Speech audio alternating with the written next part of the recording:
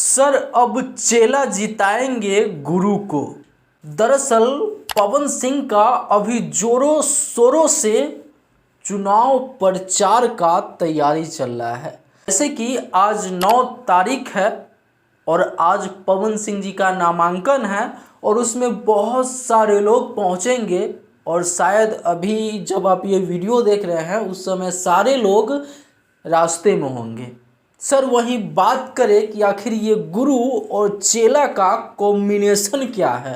Sir जैसे कि आपको पता होगा कि अरविंद अकेला कल्लू जो बचपन से पवन सिंह जी को गुरु मानते आए हैं और अपना बड़े भाई मानते आए हैं। सर वो कल ही ऐसा गाना गाते हैं कुछ इस प्रकार से,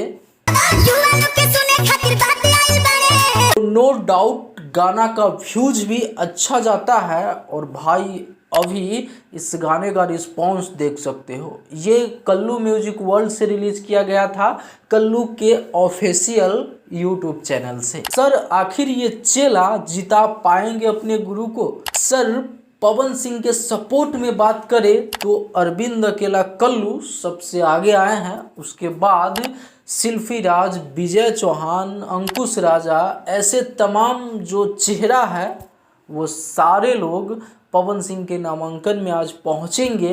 खैर इस एकता पे आप क्या कुछ कहना चाहते हैं हमें नीचे कमेंट बॉक्स में ज़रूर बताइएगा। फिर मिलते हैं कोई अगले बड़ा वीडियो के साथ, तब तक के लिए मैं सोनू आप सभी को नमस्कार।